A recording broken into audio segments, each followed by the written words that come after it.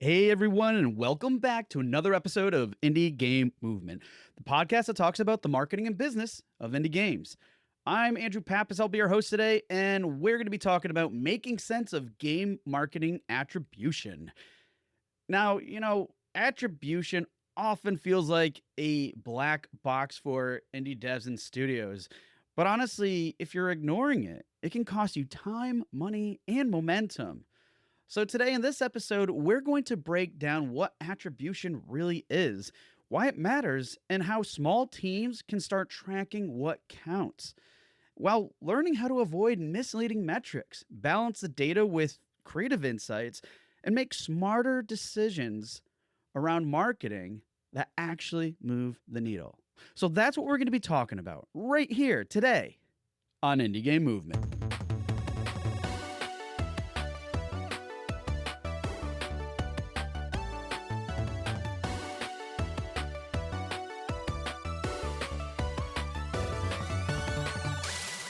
Hey everyone, we're back, and today with us I have Matthias Mirlach. How's it going, buddy? And great to have you here on the show finally.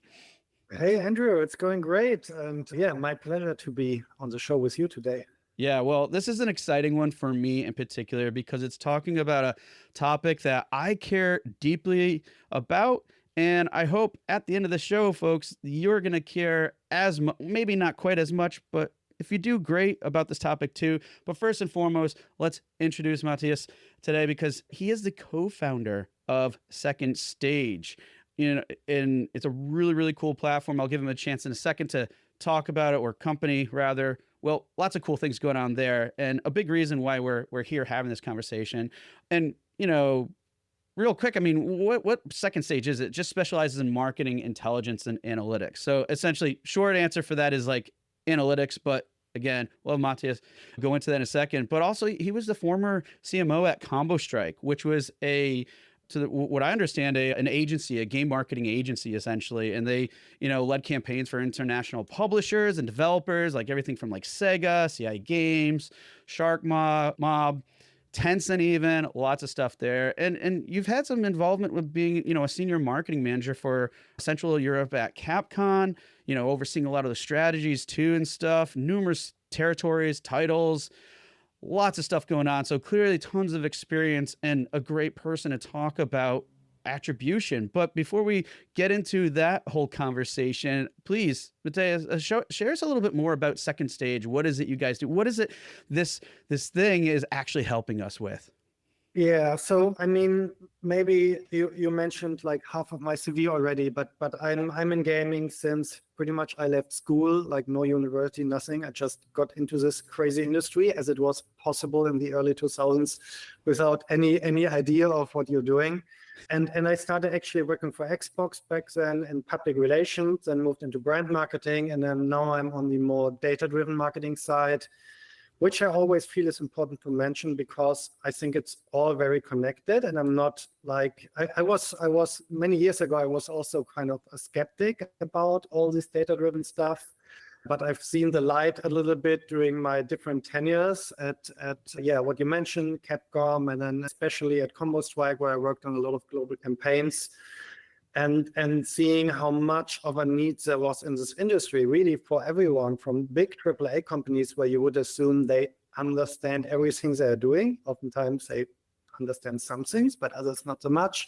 And then especially to the indie gaming space where I mean, as you know, pretty much this industry exploded in the past couple of years, and we have so many games out battling for visibility and trying to become a success. So it's really, really hard to stand out and to stick out and to advertise in the right way. So what we're doing with Second Stage is really, we're a small company. We were set up pretty much a year ago. So last week actually was our first birthday.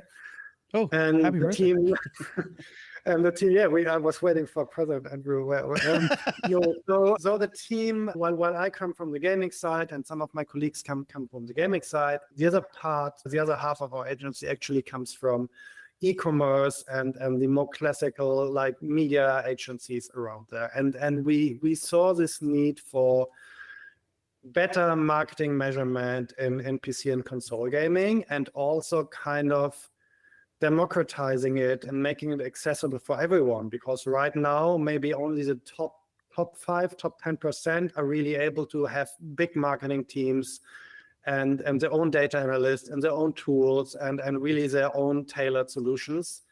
And then a lot of games are out now without maybe even a publisher, or they're self-publishing and all of this. So we felt there's really a need to build tools. So we're not an agency like the work I did before that is doing like full service marketing and doing strategy and influencer campaigns and creative and all of that. But we really focused on this specific topic of providing better solutions to analyze how effective your marketing campaigns are and to understand where to spend your money and why, or probably even where not to spend your money, which is equally as important, not to waste budget. And out of that, we built 2 platforms or 2 tools, and the big one, which is the attribution and marketing measurement platform, is called Tracks. And then the second one, which we are currently building and probably talking more around Gamescom, is Gateway, which is a programmatic advertising platform that is using different kind of targeting abilities to really find the right people that might want to buy your game, instead of talking to too many people at once with a very limited budget, pretty much. Yeah. And you thank you for sharing all that, because I know this type of stuff it can be really entailed and there's a lot there, but the key thing I find in all this too is like knowing this information that is helpful, because it's helpful in not only making everything that you do more effective, but also, I mean, you mentioned budget, but also like even time. Like time is a huge valuable resource. I mean, money is time, right? And they go hand in hand together. So, and these are all things that you're right. Either it's people creating their own tools and it's like the top percent that are able to do this, because there's some pretty involved stuff at that level, but also just having that clear understanding. Because right now, I mean, I think the most that all of us have access to for the most part is like, oh, we can set up UTM parameters in Steam and then see where people are clicking on that stuff. But that's only a very, very small fraction and piece of this attribution puzzle that we're trying to put together. So, and this is great, because this is exactly what we're going to dive into a little bit deeper and kind of like breaking these things down, because, again, understanding these concepts first is going to be the best start before you start looking into what are going to be the right solutions and stuff. But that said, before we do that, we need to get to know you a little bit more outside of all this attribution stuff. So that's why, folks, we have the Q Box round, and it's just a series of quick random questions I have prepared here today for Matthias. So are you ready for the Q Box round, man? Go ahead. All right. First one is, what advice would you give someone else that's just starting out? Just one advice, not many. So that is kind of hard. I can think of so many things, but really, I mean, if you are out there, you want to make a game and you want it to be a business. So you're not just making a game as a kind of a hobby or side thing, but you really want to become a game developer and you want to build a business out of it, or you've set up your own studio. Be aware it's obviously a business. So I think what's interesting about gaming is that it's this fine line between being a creative profession, but also a very competitive business environment, and a really hard one right now, as well, as I think everyone is quite aware at this point. So you really need to understand from the get-go what is your market, what is your audience, and build a strategy for that, because that is part of not just down the road when you want to launch your game. It is part of development, in my opinion, from the beginning. You need to understand who are the people that want to play my game down the road. And that is really where marketing begins. In the end, marketing is really all about whatever we talk about with all these different like marketing buzzwords. It's about finding the people that want to play your game. So you need to have this idea from the very beginning, who are the people that want to play my game, and then build the game for these people, which doesn't mean you can't be creative, you can't surprise, you can't, like, you should do all of these things. You should have your own vision, you should have your own language and everything. But be aware, this is something that ideally more people than yourself should enjoy down the road, and have an understanding of who are these people and what does it mean to your game. Because then I think a lot of things in marketing actually come very natural. Because if you are asking yourself all these questions all the time, what is my audience really? Then yeah, you will get it right. You will get it right to have the right trailers. You will get it right to have the right audience definitions, the right key messaging, all of these marketing things where people can help you with to really fine tune it. It all depends on everyone creating a game to have an understanding of this from the beginning. It's not something you invent 4 weeks prior to launch to find an audience. It's something that needs to be, it's really a part of the DNA of the game. And then marketers are really just enablers to bring this up to the front and show it to the right people out there that then hopefully will go out and play your game as a next step. Yeah. So yeah, that is slightly philosophical answer maybe, but that is really my advice. Start to think about marketing as a part of everything and not just as something where you buy ads. Yeah. Probably at some point, and you might hate it. I have to add, though, that it's such a great thing because, I mean, one, you know, like you said, believing in your vision, that's going to be super important no matter what. That's where your drive comes from and passion.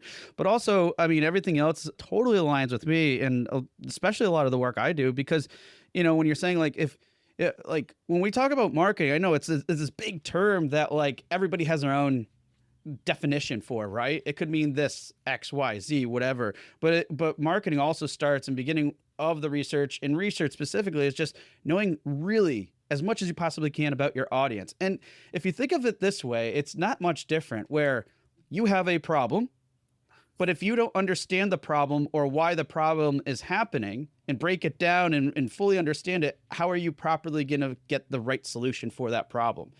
So very much distilling these things, but it's no different than that. And I think that's something we can all relate to, especially with development and all these other things. It's the same thing with marketing. The problem is you might not know your audience as well as you need to. So you need to identify those things, break it down. All right, a little bit of a tangent there, but totally well worth it. Next question here is, what's your biggest gaming pet peeve? So yeah, I'll obviously talk about games marketing here, not gaming in the wider sense. But I feel a lot of times, and that is not just relating to like small companies or indies, but really, especially a lot of times the AAA companies and the big studios, that there's this like lack of understanding of what marketing is doing and what the goals needs to be and what objectives are, and all of this kind of gets confused and convoluted, and then the strategy becomes a goal. And my love-hate relationship in the past year has been wish lists, because everyone is talking about wish lists and cost per wish list. And I mean, obviously wish lists are super important, and getting a certain number of wish lists gives you a lot of traction and gives you a good idea if your game resonates. But I feel very strongly about wish lists as something that tells you less about how many games you will sell. It's a part of it, but it just tells you really, is it something, do you have a proposition that gamers like as a very first thing? And that is what you should be focused on. So if you get a lot of wish lists, that's great, because then gamers are really interested in following your journey and seeing what the game will be. What I'm more conflicted about is, and I've seen that a lot on Discord groups, is discussions about what is the right cost per wish list. We had to hit $1 for cost per wish list and so on. So you're not selling wish lists, you're going to sell a game. So if you're only focused on selling wish lists, like it's super easy to get cheap wish lists, really, but like they will not convert to buy a full price or mid price or whatever title down the road, probably, because it's just something like if you buy it cheaply, you will get cheap traffic. So I feel there's a lot of like, this is my biggest marketing gaming pet peeve right now. It's all this fixation on wish lists. I think it is super important to look at it, but I feel people are looking at it from a wrong angle, and that leads to wrong conclusions, which then leads to this, hey, I was part of a Steam Next Fest, I had so many wish lists, my demo was doing well, but now the launch is not doing as I expected. And then if you look into wish list conversion rates and things like that, like how many people are actually buying the game after wish listing, this is going down for the whole industry. So if you just try to pay for wish list, also it means looking at a conversion rate, and now I become very technical already. Well, yeah. It can become super expensive down the road, and you don't even notice because you feel like I get cheap wish lists and I need to get a lot of wish lists. So wish lists are not the product. The game is a product. That is my biggest, like, I feel I can leave some the podcast now already for me to make in any conversations right now. Well, but yeah, I have to expound a little bit here too, because I again relates with me. Here's an example that I have used throughout the history of my experience in marketing, especially as it comes to conversion rates. You could shout to the world you have a 50% conversion rate and everybody will think it's amazing. But let's say your results were you had 2 clicks and 1 converted. There's your 50%, right? And while it's extreme, it just gives you a perspective of it. Like that conversion rate means nothing in the end if you only had 1 person buy your game. But on the flip side of this too is it's funny. Just like yesterday, I was talking to some folks at Reddit. We had this very similar conversation that you just brought up about like the wishlist idea and stuff. And I mean, basically, you're calling out that wishlists aren't a strategy; it's a metric, right? And I think what happened, what I was sharing with these Reddit folks, which is funny because they're like, "Wow, this is what the company preaches to us all the time." Is a lot of times we look at these goals that are very outcome specific goals, result specific goals. But what we're not focusing on is the process goals and what that process entails. So that's where you start getting, I think, that's probably how your pet peeve formed, is because lots of people are seeing those outcomes, those results, more so than they're looking at the process and what else is involved to obtaining them. And it's just not one solid metric, though. Yeah, it's a bottom line type one that we get carried away about and focus on, and Yeah, it's easy to understand, and I'm not saying that it's not important to look on wish lists. They're just as important as many other things are, but in the end, I mean, games are an entertainment product, and also there's not. I mean, something in games marketing also I feel is super important to understand is there's not like. You don't just market games. Like there's so many different games, so many different business models, so many different genres, so many different audiences. Like this is a super, super segmented market. It's like if you would say, I'm marketing cars, and then you go to a family and you try to sell them a sports car. Like you really have to understand your objectives at all times and not just focus on a result too much, but rather focus on the approach. Yes. And then you have the right approach, the results will come in. This is something I strongly believe about. If you really need to focus on the approach and get that right, and then the results will come in. If they don't come in, it just means there's no audience for your game. And then you failed from the very start by making a game that no one cares about. And that can happen as well, actually. So it's not even just a joke, but really focus on, narrow down what is your game and who does it speak to, and find the right approach, and don't focus too much on a result from the beginning, because that is important at the end. Yeah. And in the end, the only result that really matters at some point is sales, because that's how you make a living. But yeah, really, I think there's too much focus right now on looking at specific metrics, specific KPIs. Try to get as many wish lists as possible, but the approach behind it and what does it mean and how do you build your brand, how do you build a community, and all of this kind of gets neglected. And I feel it's a bit, it's where we are at this industry. Like obviously there's less money right now and everything, so people try to find cheap ways to, like, especially in the AAA space, there's a need right now to have fast results because of like always shareholder value pretty much. And the risk I see is that a lot of these strategies you see then indie developers are adopting because they think it must work for the big game, so it should work for them. And it trickles down. And then actually the approach is very different because it's purely result driven, it's purely growth driven, it's a very different mindset behind it. And also oftentimes what I said, like, don't expect everyone in the AAA industry to make the smartest decisions as well. So there was also a lot of brain drain, and there's things to learn from, and others I don't feel so strongly about. And as I said, wish lists right now and the fixation. So it's one of many super important things, but so is community building, so is awareness and video views, so is all these like things. many other things. Man, I should have asked you how you really felt about that question. I'm just kidding.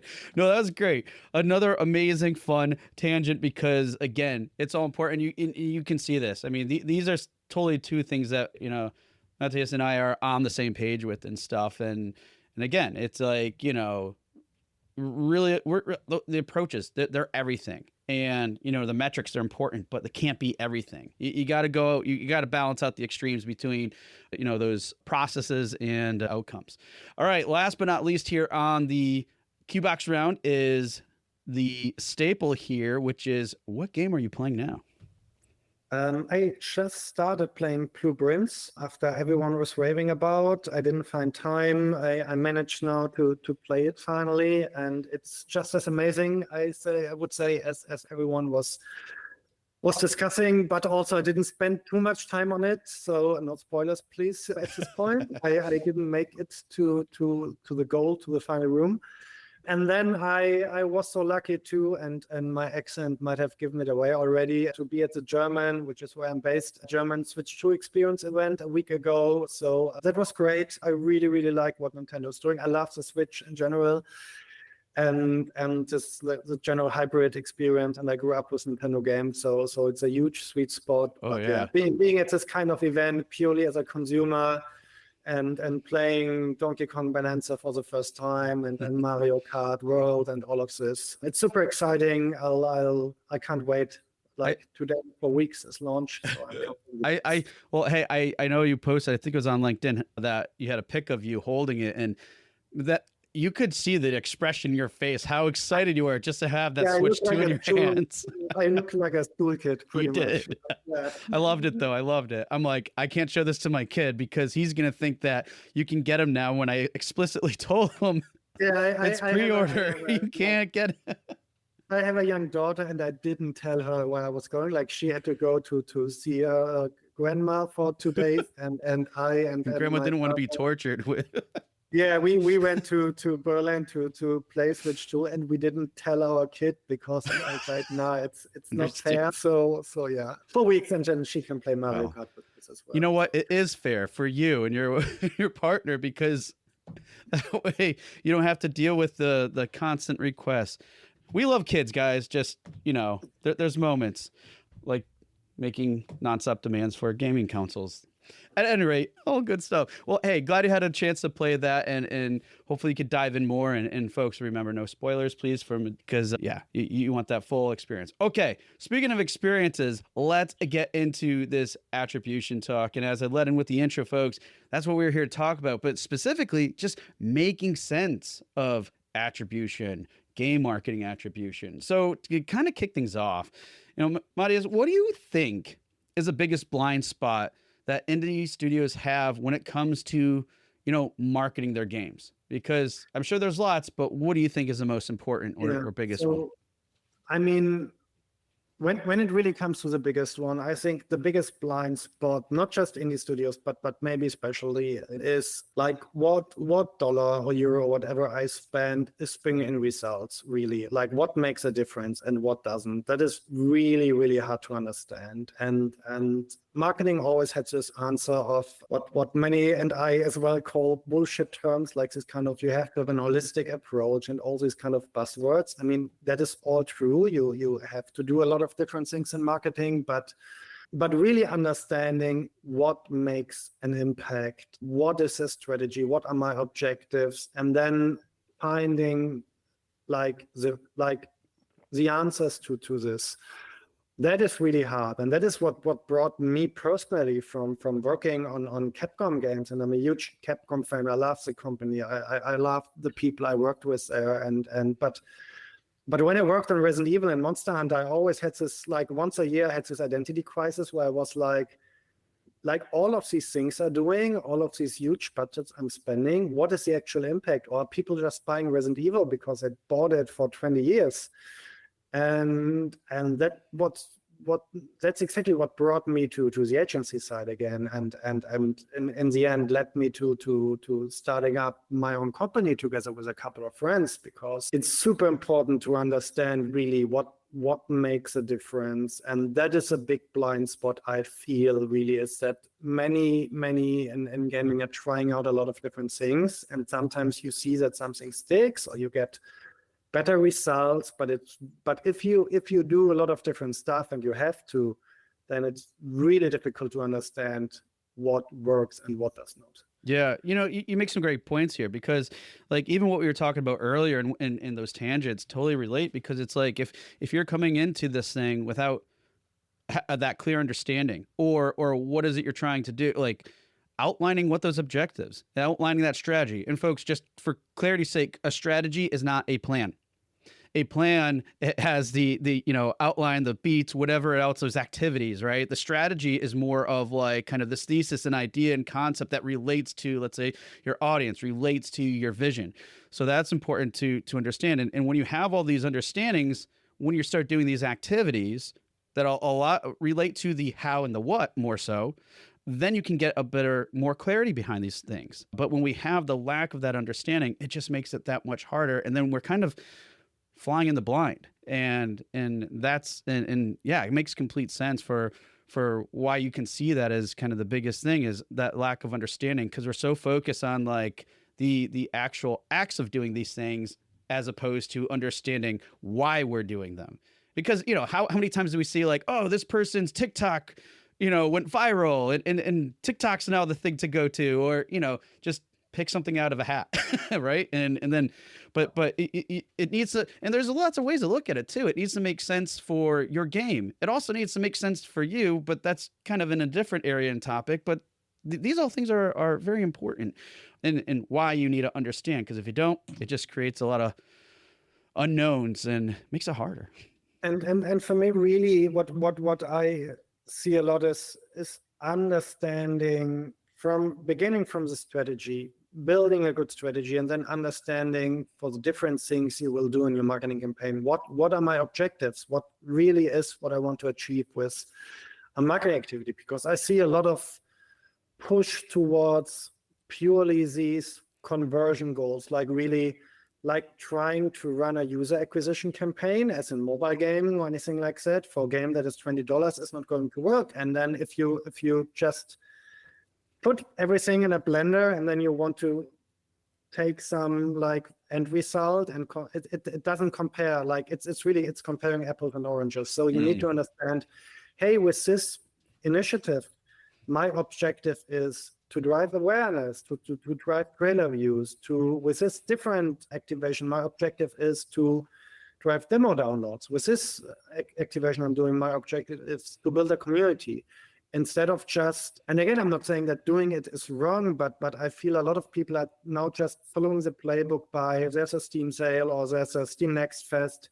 Now I have to do what everyone else is doing, which to me oftentimes means you're cannibalizing your game against a sea and millions of other games out there for rare chance to get high in like some rankings. And it makes sense to do these kind of activities around the Steam Next Fest, or around events, or going to Gamescom or whatever.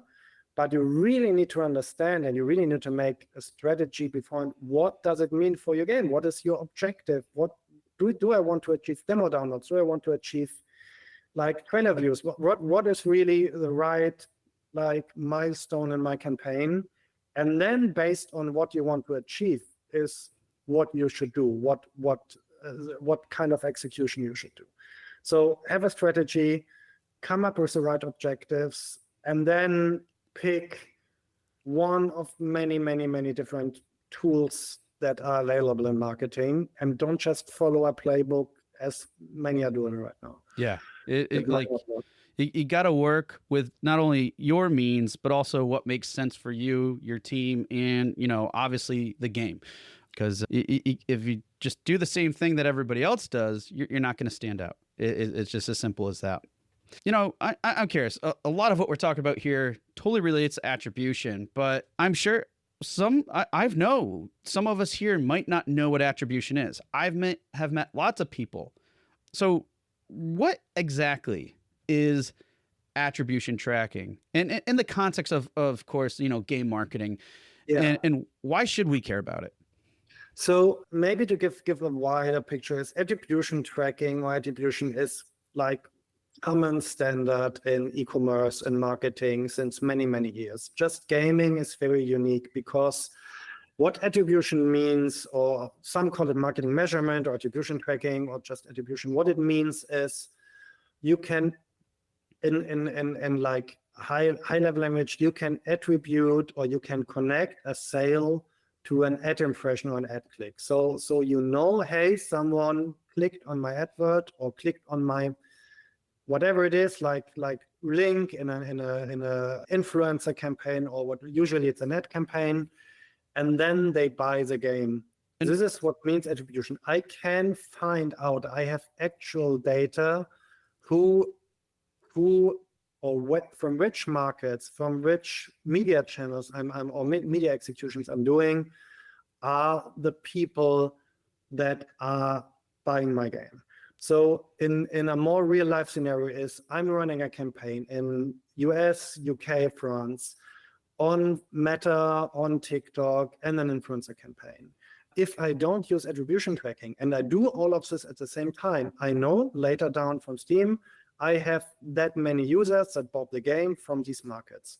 Probably, like there's even a market share. What I don't know is what part of my advertisement, of my marketing campaign actually attributed to these numbers. What was important and what was not. So maybe I spend a lot on Meta and I spend a little bit on Reddit, but Reddit actually brought all these people over that bought the game, while no one from Meta bought the game. So this is what attribution tracking is doing. It connects these dots. And the reason why it's so difficult in gaming and why it's not standard practice in gaming is the storefronts, because games are sold on Steam and on Epic Games Store and on PlayStation Store and on Nintendo eShop and on Microsoft Store mainly. And these storefronts don't give you this information. They don't let you connect your marketing campaigns and your paid media campaigns with the actual purchase event on the storefront. So the moment when someone buys a game, and it's not possible to do it. So you understand a little bit on Steam, at least with Steam UTM, you can get a little bit of an understanding of traffic going into Steam and where it's coming from. But then also you don't know, are these people going to buy it or not? At least you know a little bit where people going into the Steam store coming from. With the others, you pretty much know nothing. So it's a black box. Yeah. And that is not the case in e-commerce, because if you buy a shirt or if you buy on Amazon, you have an Amazon ad, you click on the Amazon ad, you buy on Amazon, Amazon knows everything. Yep. In gaming, most don't know a lot. So there's a way to solve it, and that is by bypassing the storefront. And it's getting a little bit technical. The way attribution tracking works in gaming is a kind of a fingerprinting solution, which is that the moment someone opens up the game, this person gets attributed to the ad click. And that is a kind of an IP comparison. And is this I think it's not exclusive to mobile, because it's now getting into PC-based games too. Exactly. Okay. And this is why I mentioned Steam and PlayStation Store and all of that, because in mobile actually it's kind of easy, and we are not doing mobile as a company because there's a lot of players out there that are doing a really good job in PC and console. It's harder, and there are not that many companies doing it, and the way we are doing it is also a little bit different. But in general, really, it's about connecting the ad click or someone interacting with advertisement to the same person buying the game. So you need to bypass, you need to bridge the storefront and make this connection from the game. In our case, our solution tracks is using backend telemetry and then comparing these information. But that's still not the solution. It's not going to be 100%, because it's a lot less than 100%, because people use VPNs, or people go, like, they browse on their mobile phones, they see an ad, they click on the ad on their phone, then they go home, they go to their desktop PC or Steam Deck, and user behavior.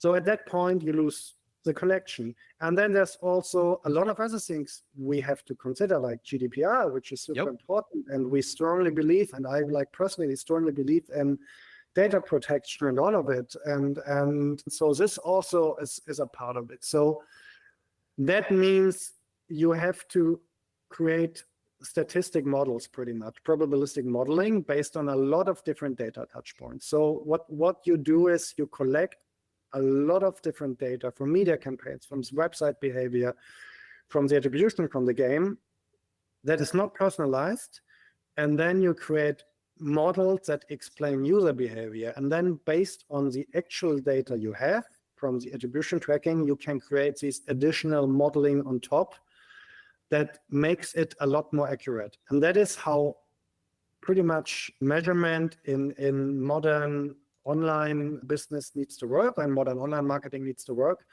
because of all these restrictions and privacy concerns that are out there. And if you're not doing it that way, either you lose a lot of insights or you are breaching privacy, and that's also not so nice, obviously. Yeah. So that is what attribution tracking is doing. So it's a very, very new thing in gaming, and it's really helping everyone to understand how their campaigns perform and what's really doing well and what's not so doing well by building a framework that considers privacy, that considers specific implementation needs for games, that considers how different gaming storefronts look like compared to standard e-commerce. Yeah. That is. And one thing I'll clarify real quick too is attribution isn't exclusive, because I know a lot of the examples that you were just using are associated with like paid advertising campaigns and stuff, but the let's say more broader concept of attribution is really just connecting the dots from point A to point B. So if you were doing, let's say, you created a TikTok post, and then from that post, if there could be, again, lots of people don't do this, and there could be like a UTM link, let's say, that you got from Steam, and then they go into that, click on that link, and then go to Steam and wishlist the game. That's a form of attribution. But it's also like, if you wrote in, someone signed up for your email newsletter, right? So say you have one, and then in your email, they then got into your Discord server, right? So that's point A to point B. Email to Discord, that's attribution. But as you can see, there are some solutions to give you that type of information, data, so you can track and monitor, and again, get that insight in terms of knowing what's working, what's not. But there's a lot of unknowns. There's a lot of things that don't allow that. I know, like, for example, there's solutions to Discord, but they're not like actively supported by Discord. And so that's where what is was saying about this is the game marketing, it's all new. There's a lot of other things. There's everything from privacy to just, these platforms that don't want to support this tech, and understandably so.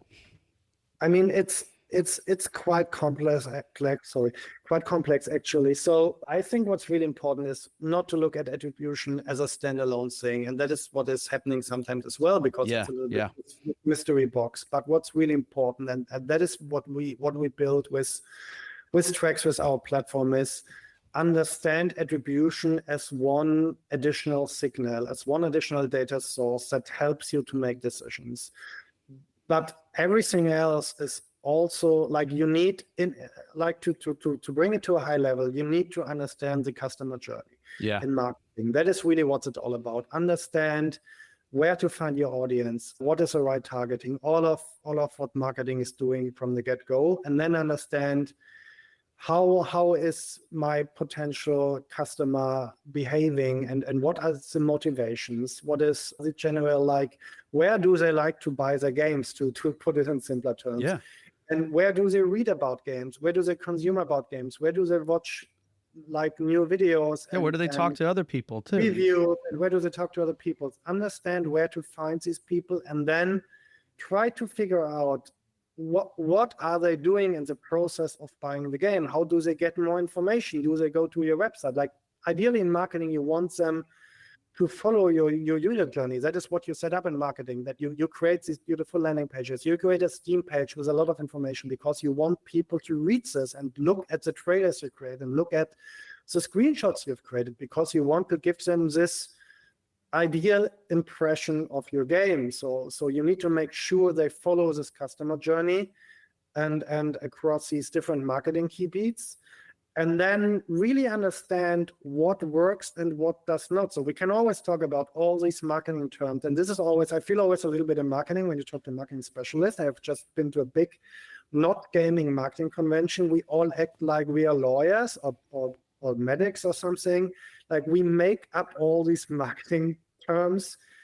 In the end, I think marketing is really simple if you break it down. It's understand who wants to buy your product, who wants to buy your game, who are you creating this game for, and what is the behavior of these people. Oftentimes it's people like I'm a gamer myself, so a lot of time I just consider, if I really like a game that I need to market, I consider what do I care about? Like, do I click on links really, or do I just go to my PlayStation and download the game by myself? All these things you need to understand. And then you build data touch points across, or you have actually, a lot of time you already have these data touch points across the way. So it's not so much about even building these touch points, it's about collecting everything that is out there, all the knowledge that is out there, and then bringing it together. And the biggest issue I feel is data literacy a lot of times, because like back in the days when I started out, it was really easy. You did print advertising in the 5 big print gaming magazines, and you knew that is where the audience was, because everyone who wanted to buy games did read one of those magazines, and you just spend on advertisement. There was no way to track anything. But if that was like the main thing that they were doing, then people went to the stores and then they bought the game. But now you know so much, so it's so much knowledge, and data means knowledge. So it's so much knowledge out there that it's really, really hard to see through it and to understand what is important, what is actually telling the right story, what is actually the data to look at. And that is actually something we see with our platform as well, that there's so much data on it. And we always, like with every client, we create tailor boards and we get more questions and we improve and reiterate, because we learn so much from them as well with all the questions that are asked on, I want to look at it, I want to understand this part, I want to bring in social content data and understand how. So I think it's super important to really look at brand health and understand, how is my brand? Like, what is the brand awareness? Are people aware of my game? Do people discuss it on Twitch and on Discord and everywhere? And then understand, okay, I need to bring in more awareness. I need to push out another trailer. I need to spend on a trailer just to get people, like, first step is really to get people to know that this game exists. Second step is get this kind of level of intent or consideration, as we call it in marketing, which means consideration on, like, you have these stages, awareness and then consideration. Awareness only means people need to know that your game exists.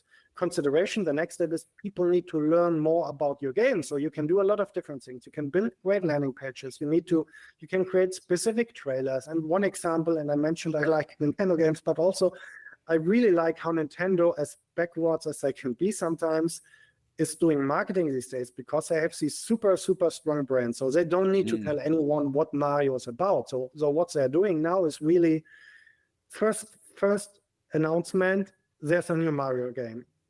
Short trailer to generate hype. Then 6 weeks later, here's a long form explanation video that really tells you about the most important features of the game. Then 6 weeks later, launch. And you can only do that when you have a game like that or when you have a brand like that. But it's really just awareness, consideration, conversion. It's a marketing funnel broken down into the 3 core elements. Yeah. So if your game is not Mario or GTA or Call of Duty, you need to do a lot more, obviously, to make people aware and to make people consider your game. And maybe you have a quite complex game and an oversaturated genre. So if you're doing a Metroidvania these days, how do you stick out? I mean, you can do a Metroidvania where your main character is Pac-Man, and then that's your USP, and people will immediately look at it. Or you build a big brand because you are doing Hollow Knight, and your game is not a Metroidvania. It's the fucking best Metroidvania anyone has ever done. But maybe it's just another Metroidvania. So for people to consider to buy this one and not many of the others that are probably on sale, you really need to understand, what are the USPs? What is the key messaging? This is a consideration phase, and you have to build your strategy around this phase. And then the last step is conversion, which really just means now people should, play a demo or buy an early access game or buy the game. And for all of that, all these data points, all this knowledge that you can obtain on this way, you can collect and you can make sense out and you can learn, hey, this channel worked better than that channel. Hey, my Discord channel is performing great. Hey, Reddit is actually an amazing channel for me. And then you run campaigns, and then you see, hey, actually, the audience for this title I can find on this paid media channel more than the other one. But also maybe I find less people on this other channel, but it's a lot cheaper to advertise on this channel. Right. Yeah. So with the budget I have, I can actually reach more people on the channel that seemed worse from the beginning. Like these are all, and then you look into different markets and all of that. And that is all these different data points, different markets, different channels, different objectives that you need to understand, and you need to build this data literacy really. And attribution checking is just giving you a really, really strong additional signal, an additional lighthouse to understand more about who's going to buy the game, because you can actually connect all these activations with the sale, with someone opening up the game, and even with retention playing the game and all of that. And like you mentioned signal, and this is a different approach or perspective of it too. But like I even look at that too as a potential, like with the help of attribution, it's even almost a form of validation too. Like if you're seeing like, you know, whether it's through engagement or actually through sales, if you're seeing continuously that, let's say this one piece of messaging is the one contributing, or this particular, you know, email campaign or whatever the activity may be is contributing to this sale, that's validating like, okay, this messaging is really working well, or this approach is really working well. So now it could be, it's not just like, let's just do more of that. It's like, how do we adapt this to other areas to see if that is still going to work in this channel or in this platform or whatever else it might be. So exactly. And that is completely true. And that goes both ways. I mean, it can show you really what contributes to your success, but it also shows very clearly what doesn't. And I think a lot of times that's even more important, because it shows you where you are wasting not just money. I mean, obviously, when you look at a tool or table, you always see like these usual media metrics, cost per install or return on ad spend, or what. In the end, all these mean if they are too high, you're wasting money, but that also means you're wasting resources. You're putting a lot of effort into creating assets, creating copy, creating strategy on marketing activations that don't bring users. So you should rather focus on other things. So really what it's all about is optimization, because like the best strategy, like when you work on marketing strategy a lot, and you know it's an idea, and the better the data is to build it, and the more experience you have, the better your idea is, and the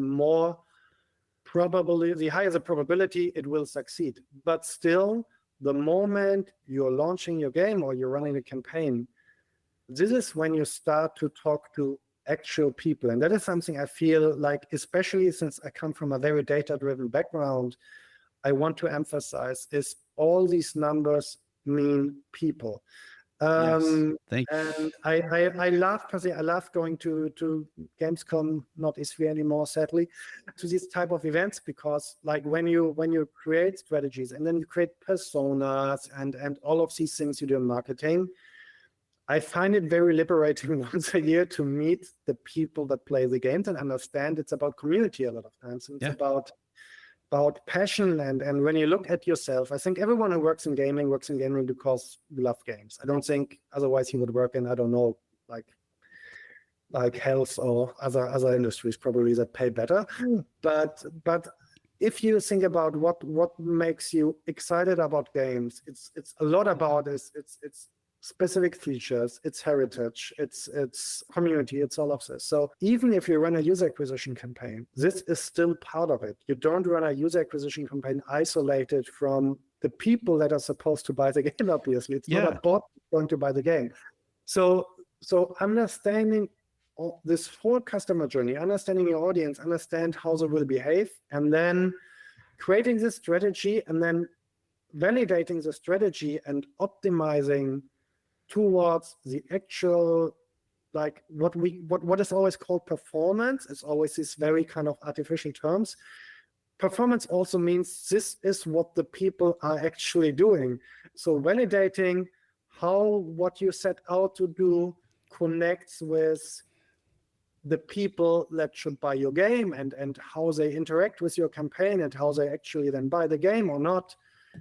This is, I think, really mandatory understanding if you want to be successful. If you don't want to understand, or if you don't understand what your audience is doing, and data is the way to do it in a digital world, then you're just blind, and you're just making a game and you're sending it out, and then you don't know what's happening anymore. It's like you're putting it out there, you put a jar next to it, and you hope someone puts money in it and takes it. That's what would be happening that way. And that is really, for me as a marketer, the fascinating part about it. It's really about not just sitting in your glass house and coming up with this amazing strategy and like creating huge creative ideas. And I think a big thing in marketing in the past was, and still is sometimes, doing marketing for marketers, I feel, where people create campaigns with creative ideas that speak to themselves or to the management. And I was always joking in the past, if I want to get a raise in a job, I will run a very geo-targeted campaign to where my boss works, and like where he lives and his whole commute from home to work. Then he will see ads all the time, and he will give me a raise because he will feel the game is super visible. But it's obviously, it's about like finding the right people and really understanding what they do and being involved in all of that. And that is what data-driven marketing really means. It's not being like having a fetish about numbers or being just about getting cheaper installs, collecting more user data, exploiting your users and all of it. It's really not all about that. Obviously, there has been things like that. And I think, like, I don't want to name, like, I don't want to get your podcast into trouble, but we all know the big social media companies that did a lot of bad things with data in the past and all of that. And that is all very true. You know, and that is why I think there's sometimes pushback to data-driven marketing. And sorry for going on a rant now, but something I found really fascinating is Sven Winke from Larian Games, when they launched Baldur's Gate, which he's like, I really love the studio, I really love the game. I think it's an amazing creative company, and they're all really, really smart. But he gave this talk where he said, like, we don't need marketing, and we did this without marketing and marketing. And then he explained what they did, and it was all marketing. It was just not user acquisition. So he confused marketing with user acquisition and with some bad habits in marketing. But actually what he said was, like, he was advocating for marketing, for building community, for understanding your customer needs, for understanding the behavior of their fan base, for doing a long early access campaign with really, really good play testing and all of that. So this is all also marketing. So I think it's super important, really. And this is what I said in the beginning, to understand that marketing is an integral part of developing a game, making sure you make a game for people, and then communicating it in the right way. And then the data is just the knowledge, like what you get back in the process, and then you can learn from it and make more out of it. So yeah, that was a very complex explanation on what attribution is, and I started very technical and became very broad. But yeah, I mean, it's marketing. What is called a marketing funnel. It's really all that, and you need to understand all of that, and all this data gives users understanding. Yeah, and the more, the better, and then you just need to digest it and build the data literacy. And because that is really hard for small teams that are building a game and are not marketing experts, it's important to have tools in this industry that is really, really hard for marketers. Yeah. Like, marketing games is a lot harder than many other areas. So it's important to have these tools, not just ours, there are many other great tools out there, to understand data, so it's easier for you to make these decisions, how to spend your money, how to do the right thing. Yeah, but I will say this is you said something at one point, which I think is great. It resonates with me, but I think is an important thing that everybody should consider, is whatever we're looking at for metrics, whatever we're looking at in the numbers, understand that that does mean that these numbers are people. But and as part of that process, though, it's good to be like go through these things, and again, not just look at the bottom line, because we were talking about wish lists before, and I think a prime example, and very early on, I think I worked with these guys briefly, but when they launched, it was Warrior Orb, and that got tons of wish lists, and then the results were very upsetting in terms of, because they're like, these conversion rates and everything else should have aligned and done really well, and they didn't. So there was a lot of questions like, where were those wish lists coming from, right? But at the end of the day, it's like the numbers are people.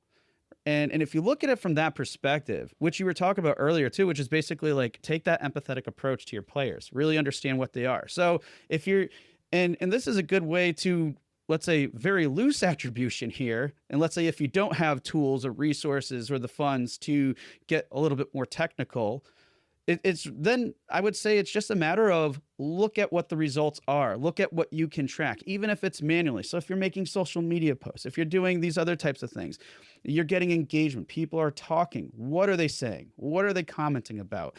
Like, these are also very valuable data points. And yes, it can get a little bit overwhelming, but sometimes you can have like systems in place where like, okay, I'm going to check this on a Monday for 15 minutes type stuff, right?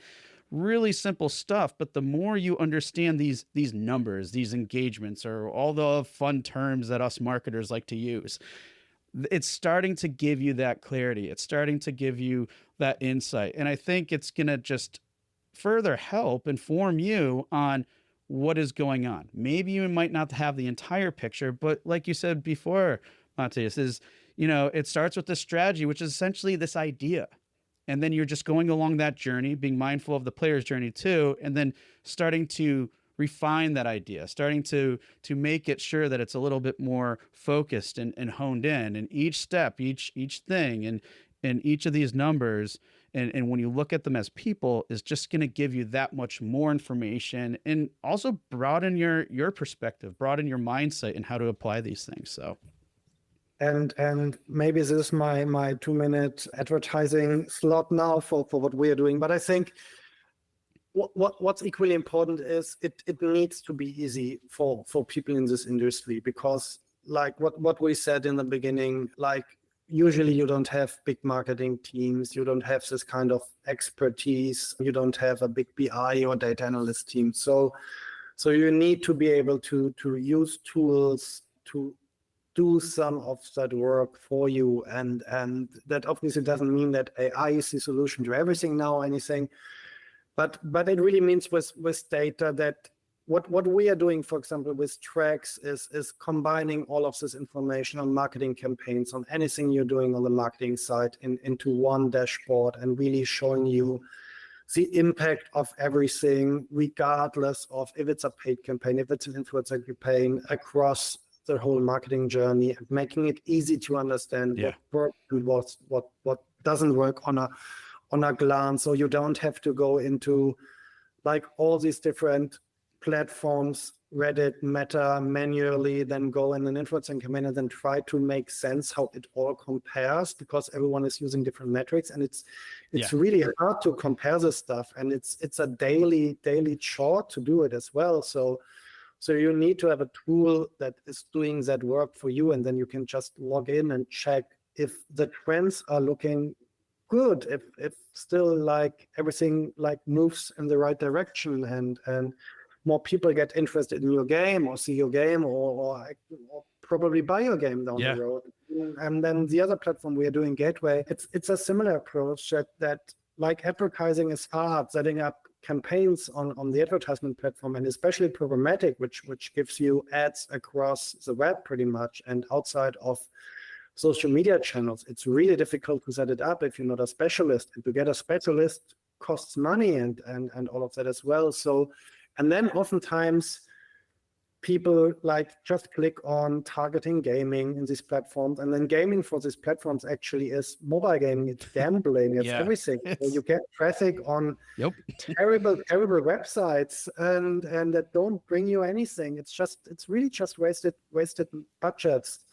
So what we are doing there, and that is the power of data, is that we can ingest like so much information from Steam, actually, like really understanding people that like to go back to the example of doing a Metroidvania game, we can actually look into affinities and like Yeah. if people that should buy your game, we can look into what do people actually play that want to play a game like yours with these within this specific genre, with these specific like tags and sentiments and all this information you get from reviews, from followers, and then you look into actual daily active users and information like that you can obtain, and wishlist growth rates from other games and all of that.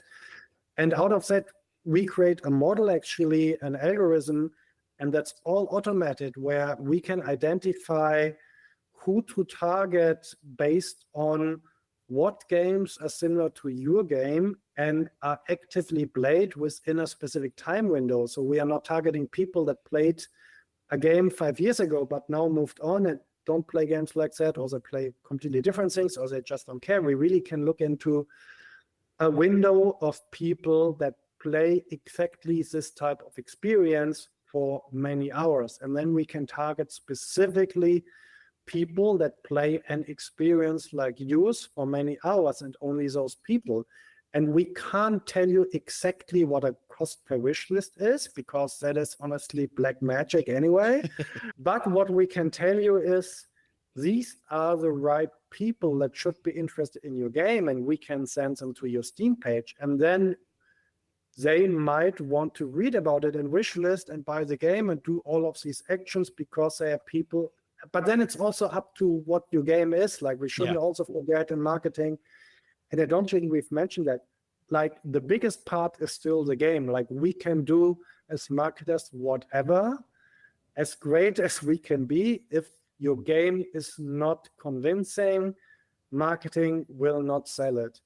And that is also why it's like, you need to understand what type of game you're making to be, and you need to understand the marketing component of it, and both need to complement each other. Both, like, it's one, like, I heard this a lot, like, that marketing is treated sometimes a little bit like the enemy, and really not. We are the friends that want to make your game stand out, and that want to shine a light on your game, and we want to guide the right people to buy your game. And then the game needs to do the talking, and needs to be the experience that people really want.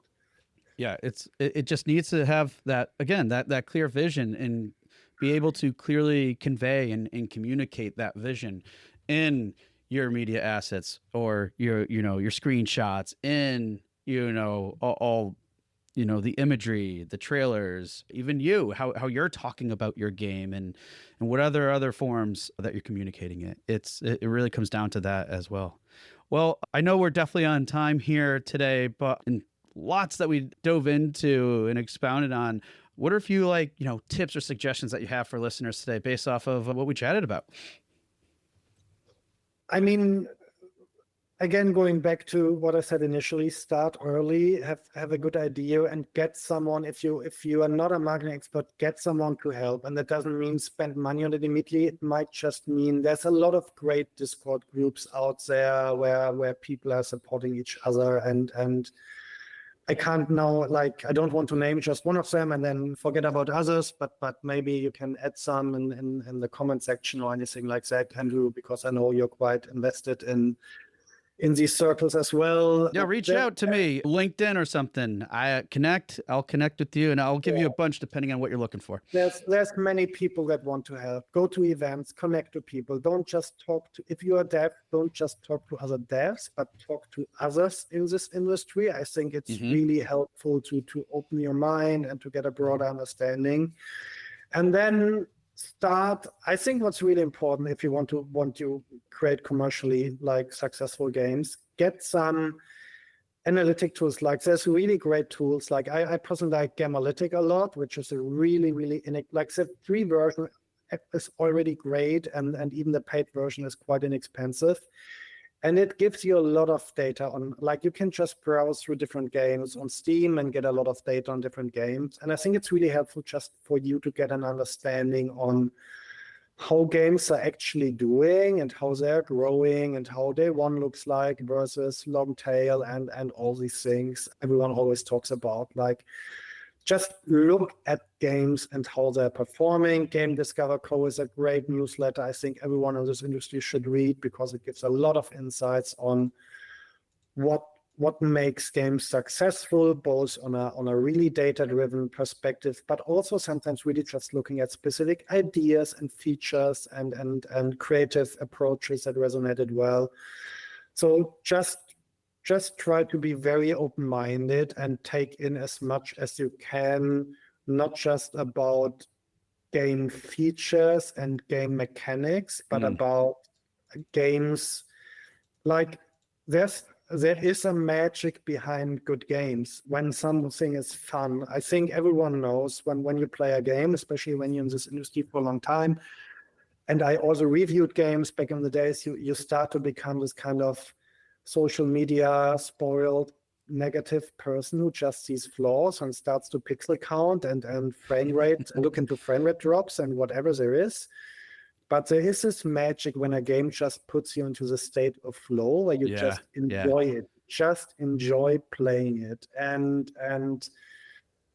there's so much to learn from this, honestly. Like, what makes a game fun? I think for me, this is still the most interesting question of all, because if you have what makes a game fun, that is what you need to market. That is what is important. And identify that and to break this out and to find the right people that can have this, because fun is a very subjective thing. There are people that love deck builder games, like everyone seems to love deck builder games. It's really hard for me to get into it. Like, I didn't enjoy Balatro despite everyone else loving it, because I don't know, I just didn't get into it. So it's not my idea of fun, while I see it's an amazing game. So to understand what is fun for, like, what about your game is fun and what means fun for others. Yeah, then defining that about it and understand how this helps games to succeed. That is really, really interesting. And there is, funnily, a data perspective to this as well. Even if fun is subjective, it tells you a lot about audience and about audience behavior and about affinity. And affinity is a term we only covered loosely, but it's something I feel very strongly about. Understanding affinity really just means, like, if you like to play a specific games, what other games do you like? And that can be very high level. If you like to play Donkey Kong, then you also might want to like to play Crash Bandicoot, kind of. But then this is not really true. Like, if you like to, like, with this logic, people that like Street Fighter all would buy Tekken. But actually, no. Yeah. There's a big divide between these, because for them, it's very specific things within this fighting game experience that they resonate to. And this, to identify this and to identify the fun in it, and then create a campaign out of it and make it successful and find the right people. I think you need to talk to many people, and you really need to understand what that very is. Different definitions of what is fun about your game. And that is what actually the brand pillars are and the communication pillars are, and everything we talk about in marketing strategy and in promoting a game. I think it all distills to this fun moment. Absolutely. So think about fun a lot. If you think about fun and what it means, I think you'll be able to make a great game and you'll be able to sell it well as well. Awesome. That's such a great note to end with too. Like, just what makes your game fun, and really look at it and analyze it. And you can't answer it in one sitting. It's going to be a process. But once you start breaking those things down and understanding, let that be, the guiding source for your marketing and all the other activities behind it. And then just track accordingly. Matthias, it's been great having you here. But before we close, what are ways that people can connect or find more about Second Stage and some of the products that or services that you guys provide? Yeah, so I mean, you can find our kind of work in progress, not the most beautiful looking website at secondstage.io. And you can obviously reach out to the website. You can find me on LinkedIn, not so much on other social media platforms actually, but yet on Blue Sky, you can find me as well. So my handle is always just Mirlach, Mirlach. So Excellent. nothing fancy. And yeah, I mean, honestly, if you're interested in anything we discussed in this podcast, feel free to reach out. I'm always happy to have conversations. I'm always happy to support, to give hints and tips. And if you need any support in targeting, advertising, tracking, marketing analytics, attribution tracking, all of these fancy words and terms we've mentioned over the last hour, absolutely pleased to discuss what is possible and what we can do. Awesome. Well, can't thank you enough for, really going deep onto this subject. I know it can get a little technical, but again, I mean, there's that technical side, but then there's just the other important side. And I'm glad we got to, the higher level side. And I'm glad we got to explore both of those because they're both just as important. And when combined, they can really have much greater impact. So again, thank you for sharing these insights. It's been great having you. Thank you so much for inviting me. It was a lot of fun to discuss all of this with you. Hey everyone, thank you for listening to another episode of Indie Game Movement. I'm Andrew Pappas, your host, and the show's producer is Mustafa Price. Show notes for this episode can be found by visiting rengenmarketing.com, the number episode of the show. Rengen Marketing is a consulting marketing company that helps indie devs with their marketing efforts. Whether you need guidance with your game's marketing strategy or could use a free marketing plan template, then please visit www.rengenmarketing.com and take action. A special thanks to Dakota Saw for Season 2's opening theme and Melissa Gellis for the new logo design. And as always, thanks for being such great listeners, and we'll see you next time on Indie Game Movement.